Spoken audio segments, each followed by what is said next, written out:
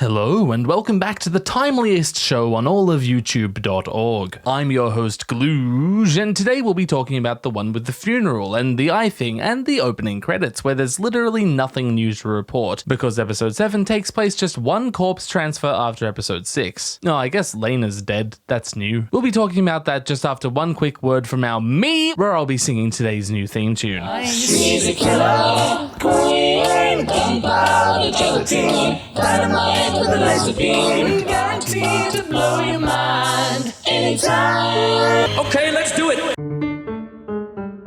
We open on some Velaryon funeral traditions, which is quite interesting. It's cool that they frame this like prepping a ship for departure. And oh my god, this music! Uncle Vaemond gives a little speech while Lena is interred. Rhaenys is shielding her hair's true power. It wouldn't be right at a situation like this, and oh my god, the way she's holding Baela. As Lena's brother's wife's stepmother's father, Otto Hightower is naturally at the funeral, playing around with his little hand pin, only $20 at the WB shop. Order now. His first handship played a direct role in Lena's life, if you'll recall. If not for his meddling, maybe Lena would have been married to Viserys instead of Daemon, and probably enjoyed her life even less. And then Viserys fired Otto to forge the Velaryon alliance, and that alliance breaks down when Viserys rehires him, and that's a neat little character thing. It's like, oh, it's a little character thing. So Vaemond takes his niece's Ugoogly as an opportunity to throw subtle jabs at Rhaenyra. You know, talk of the pureness of Velaryon blood, how it runs thick and mustn't be thinned, and how Lena's daughters are trueborn. Of course, standing right next to Vaemond is Lena's widower, Daemon, who isn't just gonna listen to him dunk on his beloved niece. This is such a cool interaction all round. Rhaenyra and Viserys look up as if to say, did you really just say that at a funeral? Then Vaemond stares at her and the Strong Kids when he says, Binario anogrore lopo ojares. You know, yeah, I did just say that at a funeral. What are you going to do about it? Also, how dare you usurp my actual family with your bastards? Viserys is like, oh no, that might be making someone feel bad. Laenor is staring at the ground, not wanting to do anything about it, and also, I'm devastated because my sister died. Fair call, boss man. And Daemon is the one to actually do something. He has a bit of a laugh.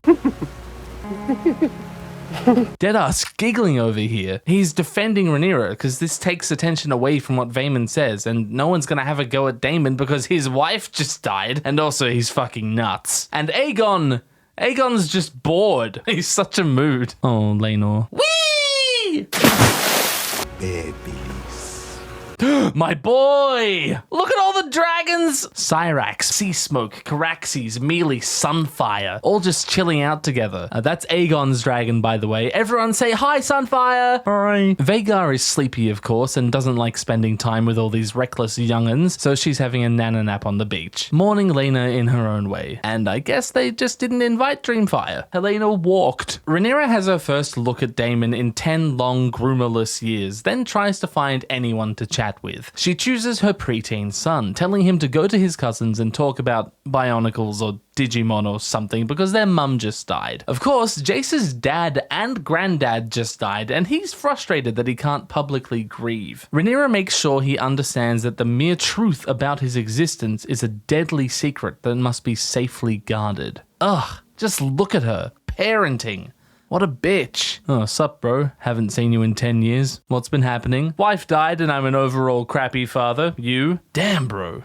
We should hang out more. Oh, everyone, quiet! Helena's being weird again! She's found a CGI 8-legged friend this time and is telling it some deep prophetic shit. My new favorite Disney princess says, hand turns loom, spool of green, spool of black, dragons of flesh, weaving dragons of thread. Now, spiders are web weavers, both physically and metaphorically. She's speaking to a spider, a loom creature, and she's speaking of the hand, her grandfather Otto, who himself has spun a web. Not only does he deal in espionage, he also conspired to put his own blood upon the throne. The spools of green and black are the two halves of the Targaryen family at this point, Rhaenyra's blacks and Alicent's greens, that Otto spun. Remember, it's by Otto's words that the queen first became hostile to the princess. Dragons of flesh are the Targaryens as a whole, who are said to maintain the literal blood of dragons. Dragons of flesh are also, you know, the dragons, the Them. Fiery reptile airplanes. And the dragons of thread. Again, that could be in reference to the tapestry of hate, the history of war that is ultimately sown by these two rival factions. Or it could be in reference to the literal thread used to sew up Aemond and Rhaenyra's wounds later in this episode. Probably both, that's how prophetic shit tends to work. So what Helena is saying is that instigated by Otto's web weaving, these two rival factions cause only violence and destruction and hate.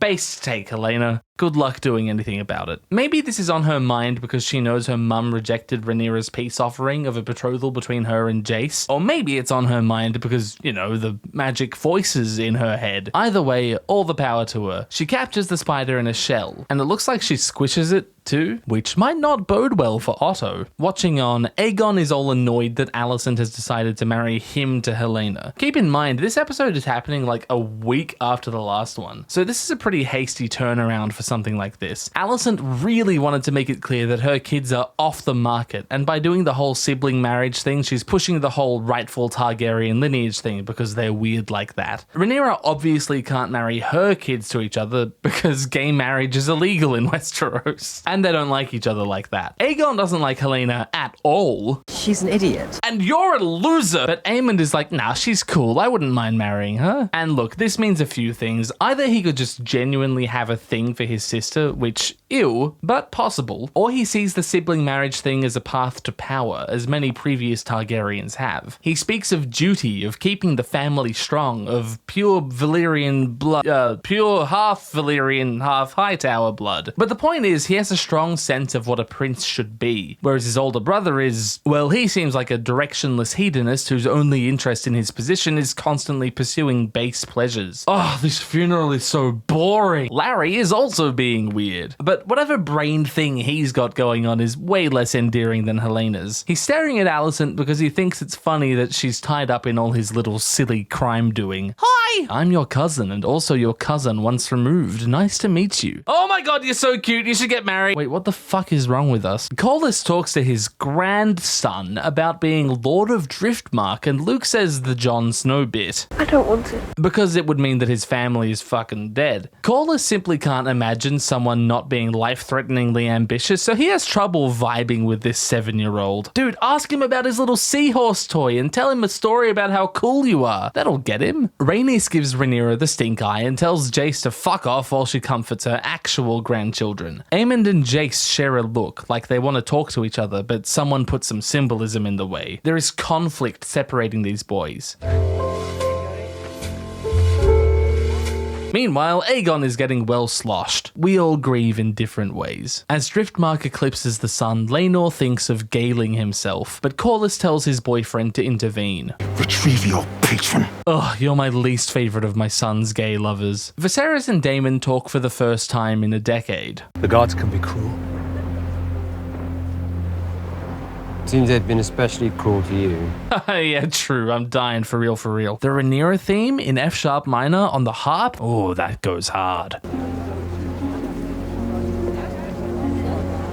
Daemon, you should come with us. It'll be nice to be around family. I am my own family. Yeah. Pentos is my home. I love how he clearly doesn't believe this. I need nothing. The second son syndrome is strong today. Daemon is in search of validation from his brother, but refuses to admit that or accept any help. Prince Daemon, sorry your wife died and stuff. Oh, Otto, fuck you and your Boris Johnson hairdo. Rhaenyra says it's bedtime because she wants to get down with Daemon. I'm going to bed, Emma. Oh my god. Either this is a sign of dementia or he's just doing a bit of trolling. Westerling is like, that's Alicent! Your other wife died 15 years ago! Ah, true. Anyway, I'm sleepy. Oh, this guy's gorgeous. Aegon is well and truly munted. Otto punishes him severely for this as Aemond watches on, fully cognizant that Aegon is a complete dropkick. So when he hears Vhagar's cry off in the distance,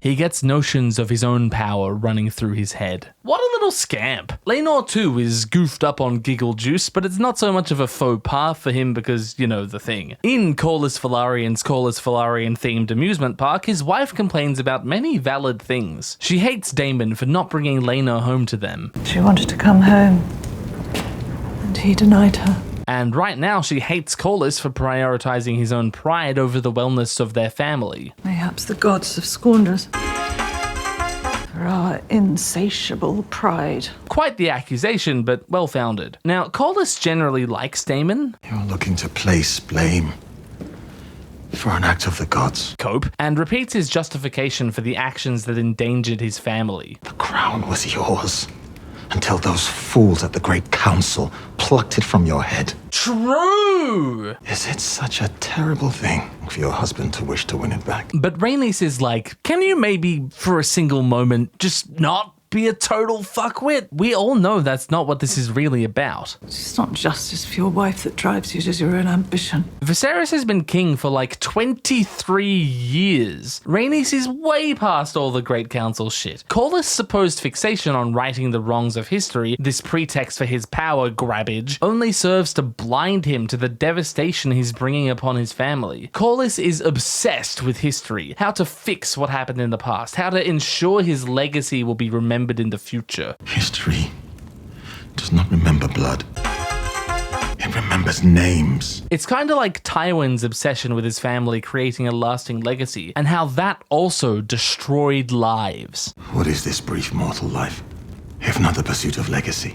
You know what legacy means? It's what you pass down to your children and your children's children. It's what remains of you when you're gone. This obsession destroyed the lives of Tywin's entire family, and look at what it's doing to Corlys' family. Only a true change in heart could save what's left of his family now. With her daughter now dead, Rhaenys wants Driftmark to pass to Laena's children, not Laenor's, seeing as he doesn't actually have any. She frames it in a way her husband might understand. They are her legacy. But of course, the only person whose legacy actually matters to Corlys is his own. Making Daemon's children the heirs to Driftmark damages the claim and reputation of Rhaenyra's children, so Jacaerys Velaryon would have a harder time becoming king. Instead of his actual granddaughter, Corlys would rather the next head of House Velaryon be the king's brother from a direct male line of his blood, legally speaking. Okay, it's time to address the dimly lit elephant in the dimly lit room. Sapochnik went and did it again, and it's still your fault for not watching the show at IMAX. Intentional creative decision. Shut up! Casting John Wayne as Genghis Khan and filming on nuclear test sites were intentional creative decisions. Doesn't make the Conqueror good. Giving Chevy Chase a talk show was an intentional creative decision. What a dumb thing to say. Now, I must be clear. I first watched this episode late at night with the lights off on a high contrast monitor, and these scenes looked absolutely gorgeous. But during daylight, same monitor, it's fucking incomprehensible. Hopefully I can make it look more balanced in post for viewing pleasure, but I shouldn't have to. Do the people in charge not know how many viewers watch on their phones, tablets, laptops, or during the half of all time when the sun is out? It's not quite as bad as The Long Night, but they shot this day for night. They had complete control over the image, and they chose to make it like this. Stop, Miguel! Stop! It is so dark, it's genuinely hard to watch. Shut up, John! John! Anyway, the show. Daemon and Rhaenyra talk about her marriage, and she tells us that she and Laenor actually did try to make babies of their own, but there was a skill issue. This creates such a weird situation, having sex that neither of them want to have. They're both being by the system, right? This also makes Rhaenyra's situation a lot more sympathetic. She needs to have heirs, but she can't make any with her husband, so she looks elsewhere for, you know, cum. I want to have sex with my husband, I don't know how. Is the show deliberately making Rhaenyra more sympathetic in general than her literary counterpart? Yeah, probably. But you could also say that the book deliberately made her unsympathetic. Is being fat a negative trait? Is being hot a feminist statement? Oh my god, writers need to shut the hell up. Well, Dany kind of forgot. She could have fucked someone with a more approximate skin color, though. I'll give the Greens that. It felt good to be desired. Harwin sounds like such a champ. I wish we got more of Rhaenyra's love for him. I understand Sir Harwin was quite devoted to you. Oh my god, she's crying, no! Seeing as Daemon was the one who initially introduced Rhaenyra to the radical idea that sex can actually be cool, her reflecting on the joy she felt with Harwin must be so interesting to him. Gross. Rhaenyra attributes the death of Lord and Sir Stronk to Harren the Black's curse, whereas Daemon is boring and doesn't believe in bullshit curses, saying, yep, that's a pretty good excuse if you're Otto Hightower. Ah, there's no way Alicent did it. Uh-huh. If you're accusing me of some depravity, you'll need to be more specific. Oh god, we simply haven't the time, Daemon. I'm pretty sure she's talking about the time you chickened out on incesting her and then disappeared for 10 years with her friend. You abandoned me. Yeah, that. Wait, why do Rhaenyra's family members keep marrying her best friend? I spared you. You were a child. Yes. So yeah, they compare their lives, both stuck in relatively dull marriages to the Velaryon siblings. Did you love her? We were happy enough. I'm choosing to interpret this as Daemon refusing to express his genuine feelings about Laena, but I fear that the intention is that he actually didn't care all that much. Well, that in itself is a great achievement. Aw, happiness in marriage is an outlier, an extraordinary thing to Rhaenyra. Oh, we're doing that now. Nice consistent through line with the neck touching there. He no longer seems so concerned about her being too into it. The show seems to enjoy portraying its intimacy more intimately, if you know what I mean. Like, we linger on the real circumstances of passion, with lots of close-ups and times. Like, you know, it's not just bang, bang, bang. God damn, dude, your wife just died. Good scene, but did we really need the close-up on the doctor's pipe? Meanwhile, Aemond plots his own personal Columbine. I mean, goes for a romantic walk on the beach in search of a new partner. I didn't talk about this last time, but I'm a big fan of all the child actors. I can't think of anyone I'm unhappy with, but in particular, Leo Ashton and Ty Tennant stole the show. It's gone. They thieved it, those rascals. Okay, this scene is absolutely wonderful if you can get past the darkness. The space it's given to build, the tension in Aemond's breath, the rustling of the grass, the low rumbling sounds. This shot. And then holy shit, she's huge! Sweet old lady, having a rest after killing Laena. Oh shit, good lord, that's terrifying. Like, he is entirely aware he might die right now. But Aemond manages to stay convincingly enough, and he's a handsome young man, so she accepts him. I have got a pointless tidbit to share with you. When Daenerys commands Drogon to fly for the first time in the 5th season of Game of Thrones, she says, Vla. So for 7 years, I thought that Valad was the Valyrian word for fly, but it isn't. What happened was, when they were filming that episode, Emilia Clarke said the English word fly, because, you know, in a production this big, some small detail is bound to get lost. They thought it'd be weird if Dany commanded Drogon in the common tongue, so they needed to fix it, but the actual Valyrian word Sorves didn't match her lips, so they got her to dub it as Valad, which is the Dothraki word for horizon and kind of acts as a giddy up for their horses. It's actually kind of fitting that Dany would use Dothraki. I wish they'd thought of that sooner and stuck with it. I never would have picked this as an overdub, but there you go. Sorves has always been the Valyrian word for fly, and now you know that, and you've forgotten something actually useful. Anyway, Aemond steals Vhagar. Someone stole Vhagar. Now, of course, not really. Vhagar is an intelligent creature with her own agency and is free to accept or devour any would-be riders. Rhaena doesn't even really get first dibs on Vhagar. None of the current dragon riders inherited their parents' dragons. That's only happened twice since the conquest, with Maegor taking Balerion after his dad Aegon died, and another Aegon taking Quicksilver after his dad Aenys died. Caraxes' rider before Daemon was Rhaenys' father Aemon, and Meleys' rider before Rhaenys was Daemon and Viserys' mother Alyssa. So no, Baela and Rhaena are allowed to be wrong about this. They're like 2 years old, but as intellectual fantasy nerds, we shouldn't get this wrong. She was mine to claim. Then you should have claimed her. Basically what he said. But it is mega insensitive to claim her on the night of Laena's funeral. But for Aemond, like, when's the next time he's gonna see Vhagar? This is probably Aemon's only chance to ever claim an adult dragon. All the others that don't already have riders live on Dragonstone. So if he doesn't want to be stuck with an egg or a hatchling, this is it for Aemond. Seems to have worked out. He'll never get bullied again. Oh my god, that must be so fun for Vhagar. I hope she loves screaming children. In a fun way, of course. She's a sleepy old roller coaster. I love her little neck droop. They've done fantastic work making her feel old. Oh, the moon! Whoa! Man, Jawadi is just always on, isn't he? Hey, this kid can belt. Give us your highest note, Aemond. Damn, that's a solid treble B. I'll pay it. So the daemons wake up the Rhaenyras, completely unaware that their parents are currently in the process of making them siblings. Jace, help! Someone stole a nuclear fucking bomb! I'm 9! What am I gonna do? Rhaenyra wakes up, having understandably passed out in the post-nut. Holy shit, he's sexy. What the fuck? Whoa, the little holes in her wings? Aemond attempts his first ever crash landing without a co-pilot, and wow, he's already better at this than Jon Snow was. It's him. It's me. King! You can already see the immense change in confidence. He's now an S-tier gamer and there's nothing you can do to stop him. Oh, Aemon's all like, Lamau, your mum's dead and you should ride a pig. So Rhaena comes at him. He dispatches the girls, but then Jace gives him a go. Use your feet, yes, good form. Aemond calls Rhaenyra's sons bastards and makes reference to Harwin's death. You will die screaming in flames just as your father did. And while we do miss out on Aemond pushing a toddler into a pile of dragon shit, I guess Jace makes up for it with the pocket sand. Pocket sand!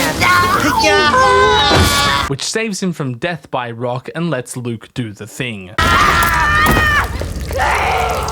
This is pretty convincing.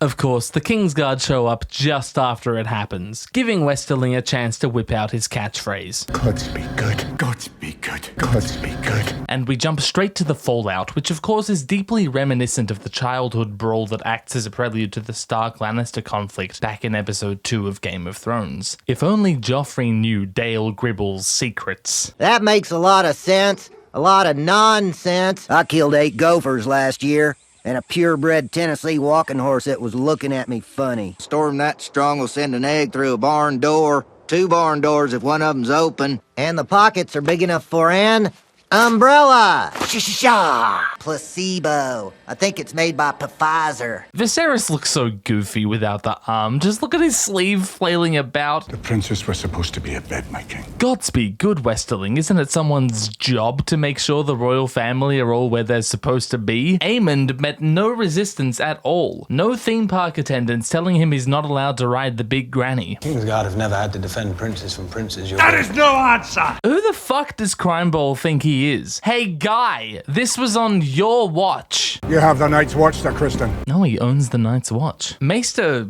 Kelvin? This guy's name is Kelvin. He says, yeah, nah, he'll be right, but his depth perception's fucked, so don't put him in charge of any large moving objects. He just claimed the largest living dragon on the planet. Oh, I'm sure it'll be fine. Alicent figures out that someone has to be blamed for this, and her first instinct is to slap Aegon, which seems to be a common tactic for her. Corlys enters, and... What is the meaning of this? What is the meaning of this? Then Rhaenyra enters with Daemon not far behind. He's like, bro, you gonna do something? And my god, the kingsroad parallels are off the chart. Liar! Shut up! Enough!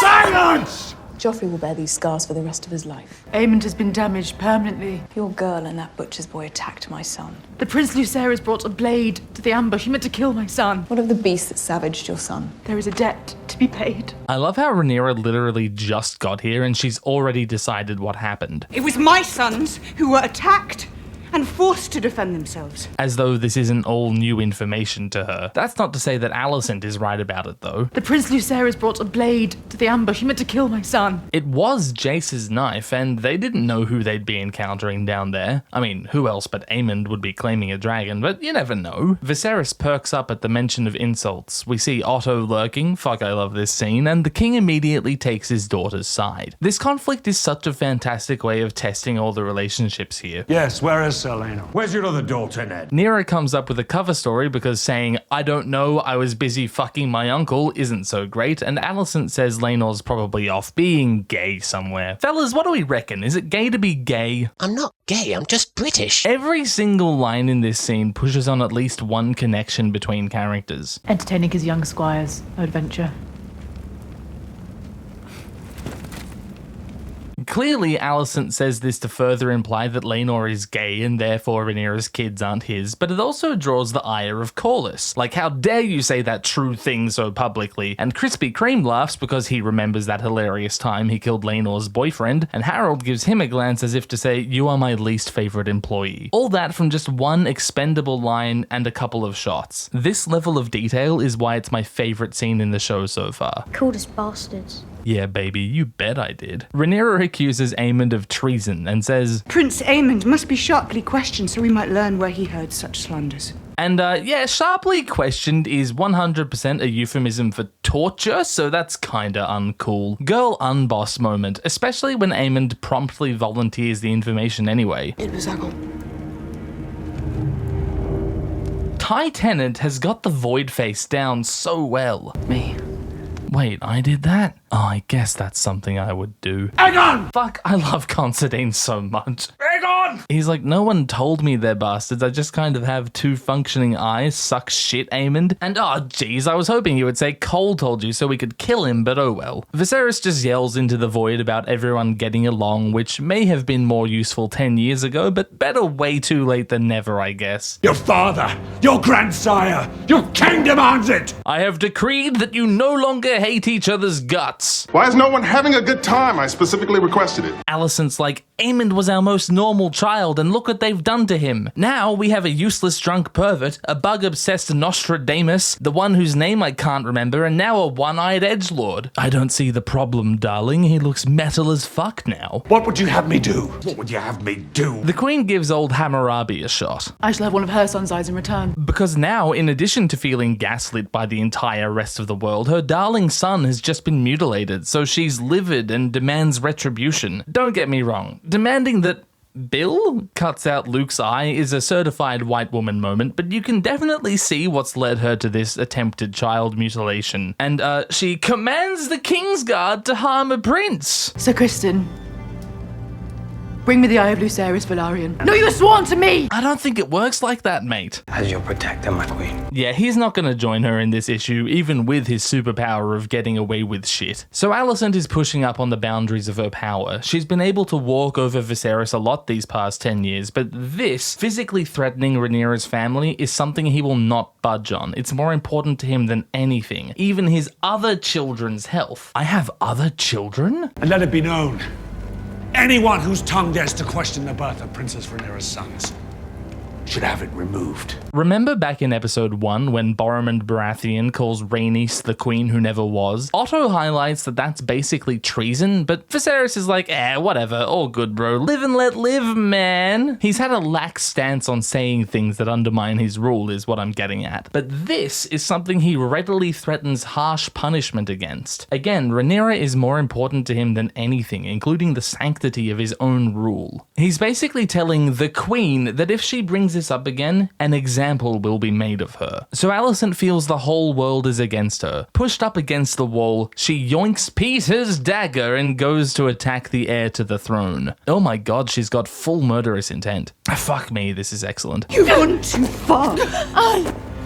Yep, I love them both. The Kingsguard can't really intervene, as is the trouble in conflicts where both sides legally have their protection. Kingsguard have never had to defend princes from princes. Shut up! Daemon springs into action to do something, but Greg makes a Lord Beesbury line to stop him, and the other Kingsguard hold him back. Honestly, this guy's just a liability, and I have to assume he's only on the squad because Alicent refuses to let him go and Viserys honeys her on most things. Release the blade, Alicent. Even her father can't control her anymore. What have I done? But what was expected of me? Yep. Alicent was dragged into this arrangement where it was her job to produce children and care for them, play by the rules and reap the benefits, and this is what she gets when she points out that Rhaenyra broke the rules. Where is duty? Where is sacrifice? There's shit tons of nuance to this. But now they see you as you are. God, this line is excellent. Rhaenyra feels that Alicent is motivated by hatred, jealousy of her perceived freedom. To Alicent, Rhaenyra's freedom is an affront to the way of life forced upon the both of them. Two best friends, now mortal enemies, simply by the processes of the patriarchy they serve. Is everyone okay? I said the word. I hope everyone made it. Oh, that's treason! You just did a treason! I may have lost an eye, but I gained a dragon. Okay, look, you're everyone's favorite character now, but could you have maybe said that 8 minutes ago? Then we get our shots of the greens and the blacks, thus ending the best scene in Game of Thrones in like 7 years. Next minute, Otto visits his daughter. Ugh, you're here to tell me I screwed up and make fun of my cuticles again, aren't you? Nah, dude, that was fucking awesome. You should do that more often. Look, the anxious hands are back. I've never seen that side of you, my daughter. totally normal thing to say after your daughter threatens to mutilate a child and then London's a royal. What did I mean by that? Oh, stab with a knife. I even doubted its existence. I guess he wasn't around anymore when she started acting independently, and this is probably one of the only private conversations they've had in a decade. So Otto is now for the first time appreciating the influence his words have had on Alicent. Either you prepare Aegon to rule, or you cleave to Rhaenyra and pray for her mercy. And he's mega proud of the crazy bitch she's become, sticking up to that other crazy bitch. Yes. Already back to old ways, he tells her how to manipulate Viserys. Now go to him, be penitent. Plead the injury to your son. He's proud of her in a way Tywin never was of Cersei. It's so fun that we get to watch how things play out with characters who are not quite direct analogues. Otto recognizes the immense value of Vhagar. The boy was right. It's worth 1,000 times the price he paid. God, I'd love to see more interactions between Otto and his grandkids, beyond shaking Aegon around for fun. Rhaenyra gets stitched up, and this just makes me so thankful for the advances of modern medicine. Rhaenyra probably isn't even drunk as they do this. We get a little reminder about the nature of the dagger. Valyrian steel cuts clean. Which is neat, I guess. Glad they paid attention to what Valyrian steel actually means. The detail in the weapons designs have been really cool too. Laenor barges in like, hey guys, what did I miss? Oh! Well, that's new. Everyone else fucks off. Jesus Christ, this show is gorgeous. Laenor laments his inability to help those he cares about, recognizing that he's been about as useful as nipples on a breastplate. Or a nipples on a breastplate reference in a video about A Song of Ice and Fire. Sit down. I would say Rhaenyra wears the pants in this relationship if she could ever keep them on. She tells him that Aemon said the thing, and he's all like, ah shit, sorry I never got you up the duff, Dal. Love you kids, but guess I could have done more. Not true, Laenor, you're the dad that stepped up. I had hoped to bear your children. A few times we lay together. Things might have been different. Do you fucking reckon, mate? He hates that he has the gay. I hate the gods for making me as they did. But she's like, nah, you're a cool dude. Probably the best person I know. You are an honourable man. With a good heart. It's a rare thing. I mean, it's not such a high bar considering the people in Rhaenyra's life, but it's sweet nonetheless. Laenor speaks of the balance between duty and happiness. We made an arrangement all those years ago to do our duty and yet explore happiness. And he expresses doubt that such a thing could be achieved. But there are times, I think, when these things cannot mutually exist. Essentially, a cheeky rephrasing of my favourite line from the original series. Love is the death of duty. And that's still what the series is about on a personal level. Viserys lost his beloved wife in pursuit of his duty. Duty is the death of love. Oh my god. And since then has prioritised his love for Rhaenyra, who is his last connection to Emma, over his duty of securing a safe and civil succession. You know, shit like that. You can perceive themes. It's a little character thing. Laenor ditches his boyfriend and renews his commitment to the princess. You deserve a husband. Oh, he's a champ. You could read this as him striving to be more like Harwin. I'd have loved for them to steer more in that direction, but it's fine as is. Another reading could be that they're both talking around the plan that eventuates at the end of the episode. Like, this is Laenor trying to tell Rhaenyra what to do. I could not defend you. I tried. Our boys. You deserve a husband. These things cannot mutually exist. Laenor speaks of finding a way to fulfill your duties and find happiness, and mentions that Rhaenyra deserves a good husband. And that's what happens at the end. Rhaenyra gets the husband of her choosing, and Laenor goes off to do his thing while still helping the family he swore to stick by. You deserve better than what I have been. However, he does also speak of things that are only possible if he doesn't leave the family. I will raise our sons to be princes of the realm. So, you know, maybe not. Gimme Blanky. Alicent tries to apologize and seek absolution, but Viserys doesn't want to deal with the thing. His head too hurty. He's fine. Just another classic King Vizzy nap time. The Velaryons look at each other, and Rhaenys is big time upset for obvious reasons. Dude, the shot with all the dragons leaving Driftmark, fuck yes. They really made Vhagar feel immense. The princess and the queen are both approached by the devils on their shoulders. Daemon for Rhaenyra, Larry for Alicent. Rhaenyra speaks of the double-edged nature of fire. It's beautiful and enticing, and harnessing its power can be rewarding like nothing else, but its destruction, ultimately, is indiscriminate. Fire is a prison. Very strong lines, but I feel it would be even stronger if we had any indication of the closeness between Rhaenyra and Laena. A perversion of justice. The young prince defiled.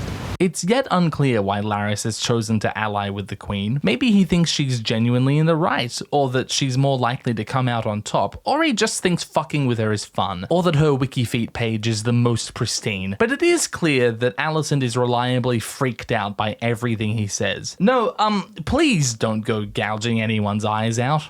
Yet, but she recognizes how useful he is, remembering how he just went and murdered his entire family and nobody knows, even though his dudes were wearing his stickers. But anyway, it's time for more incest. I need you, Uncle.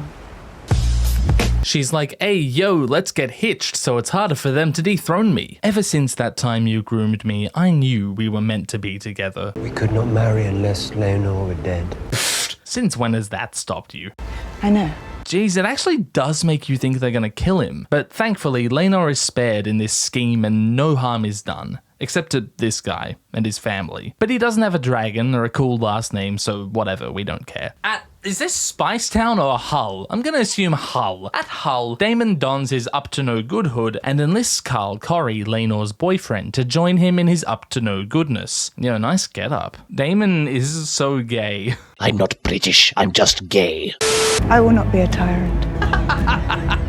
She said, orchestrating a murder and conspiracy so she can marry her uncle to have an easier time in the war she thinks is coming. Daemon snaps a bloke's neck so they can turn up a corpse later, while his narration speaks of how fear is necessary to be powerful. If a king isn't feared, he is powerless. And of course, all I can think of is how nobody fears Viserys, and how, as a consequence, this situation has been allowed to spiral out of control. Is it any coincidence that the messiest dynastic situation has been overseen by the only king so far who doesn't have a dragon? Guys, stop squabbling. I figured out how to organize society. Absolute rulership should go to the person with the coolest dragon. All hail Queen Area! So yeah, the idea is to make Rhaenyra not only single so she can marry Daemon, but also feared so as to inspire loyalty. Carl Corry is hanging out in the Hall of Nine, and Laenor leads a servant in to watch their pretty convincing mock fight. It's a good story too. Lovers do quarrel, I've been told, and everyone knows Corry is a deadly fighter. After the dude leaves to get help, they chuck that bloke's corpse on and make a run for it. Oh my god, Rhaenys! And just after Laena died. How did you let this happen?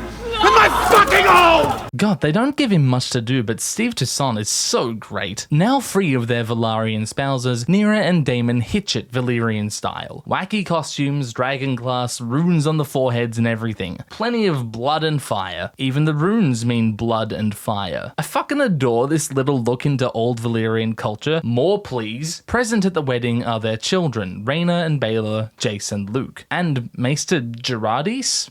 Alright, sure. Valyrian customs mandate the presence of the family physician. You just have to assume Syrax and Caraxes are watching on with pride from the top of the mountain. Or maybe they're off getting married too. Maybe at the same place Viserys and Alicent got married. It was off screen. It was a joke. I make joke. It was a callback as well to a video I made 4 months ago. Okay, so Rhaenyra's sons are Daemon's grandnephews, but also his stepsons now. And his ex-nephews-in-law. Daemon's daughters, who were just Rhaenyra's cousins and also nieces, and now her stepdaughters as well. Jace and Luke were Baelor and Rhaenyra's first cousins once removed, and also just normal cousins, but now they're step-siblings too. Gee, they should definitely all get married to each other just to make sure the family sticks together. Daemon has single-handedly turned the family telephone pole into a Mobius strip. We see Carl and Laenor make off in a canoe. Laenor has shaved his head to hide his identity because they don't sell fake mustaches on Driftmark, and they set off to make a new life for themselves in Essos. This is exactly what Steve proposed to Rhaenyra all those years ago, and here Rhaenyra delivers that opportunity to her husband and his boyfriend. I do love Laenor. Then grant him this kindness. Set him free. So that's cute. I wish them the best. Look how happy he is to be out of this shit. It's not all beer and Skittles though, because Laenor is abandoning his mother, his father, the children he loves, his home, and probably most importantly, his dragon, Seasmoke. The bond between dragon and rider is, so far as we know, deep, psychic, and only ending in death. So this must be emotionally crushing for both Laenor and Seasmoke. This also creates an interesting conundrum in the show, because in the book, Laenor actually does die, or at least we never find out that he didn't die. Maybe it actually was a lover's quarrel, maybe it was Daemon and Rhaenyra, it's beside the point, which is that Seasmoke's role in the story is not yet over. But dragons can only have one living rider, so because Laenor is still alive, nobody else will be able to claim Seasmoke, which might tip people off that he's not dead. So maybe we'll hear about his death later on, or he'll come back around in the future, which would be soul-crushing for his family. Or they'll ride around Seasmoke in some other way, but I doubt that. What really impresses me in this change is that I, someone who is intimately familiar with the source material, am now really gripped, intrigued by what they might do with this. As a plot point, it's equally engrossing to virgin word readers and Chad pixel viewers. Fire is a prison. The sea offers an escape.